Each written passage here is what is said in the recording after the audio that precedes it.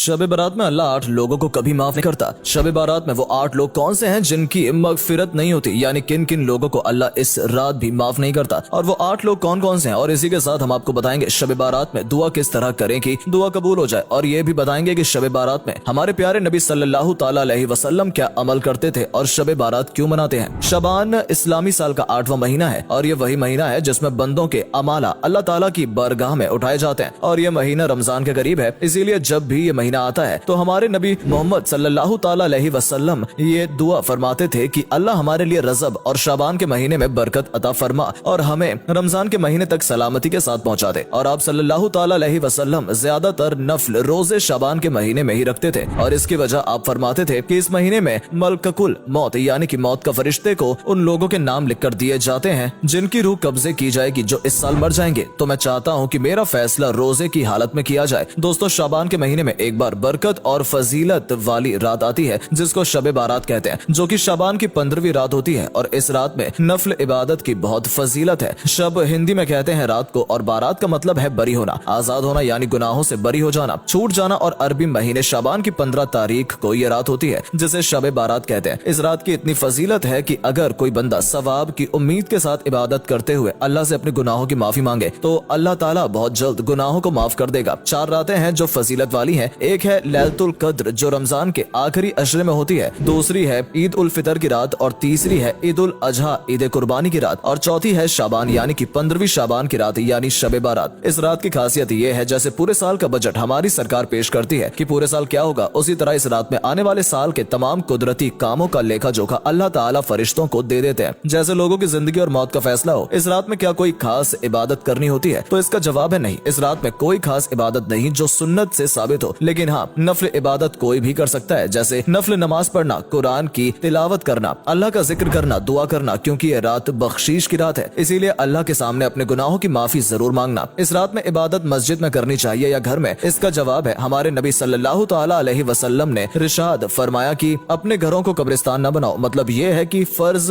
नमाजों के अलावा नफल सुन्नतों और जिक्र से अपने घर को मनोवर और रोशन करो। और इस रात में इबादत नफल है, इसीलिए घर में करें तो ज्यादा बेहतर है, क्योंकि नफल इबादत के लिए लोगों का इकट्ठा करना ठीक नहीं है। अपने तौर पर जितना हो सके करना चाहिए। शब बारात में हमारे नबी का अमल क्या था, तो हजरत आयशा अल्लाह ताला अनु फरमाती हैं कि नबी सल्लल्लाहु ताला अलैहि वसल्लम 15वीं शाबान को घर तशरीफ लाए और अभी पूरे कपड़े उतारे भी नहीं थे कि फिर पहन लिए और घर से निकल पड़े। तो मैं भी उनके पीछे पीछे चली गई, ये देखने के लिए आप कहाँ जा रहे हैं। तलाश करते करते मैंने आपको देखा कि आप मुसलमानों के कब्रिस्तान में हैं और मोमिनों के लिए दुआएं मगफिरत कर रहे हैं। तो शब बारात में दुआ कैसे करनी चाहिए। अगर कोई अरबी दुआ याद ना हो तो हम इस तरह दुआ मांग सकते हैं। मैं दुआ पढ़ रहा हूँ, आप लोग बस आमीन आमीन कहते जाइए या कमेंट में आमीन जरूर लिखें। क्या पता किसका लिखा आमीन कब कबूल हो जाए। ऐ मेरे अल्लाह, तो ही सब पर एहसान करने वाला है, कोई तुझ पर एहसान नहीं कर सकता। उम्मत पर मेहरबानी करने वाले बंदों को अता करने वाले तेरे सिवा कोई माबूद नहीं। तो गिरते को थामने वाला है, बेपनाह को पनाह देने वाला है, परेशान हालत का और मुसीबत के मारों का तू ही सहारा है। अल्लाह तेरे सिवा किससे मांगू, तू ही दाता है। मेरी बदभक्ति को दूर कर दे और अपनी हलाल इज्जत से मुझे महरूम न कर। बेशक तू हर चीज पर कुदरत रखने वाला है। अल्लाह मेरी परेशानियों को दूर फरमा, चाहे उनको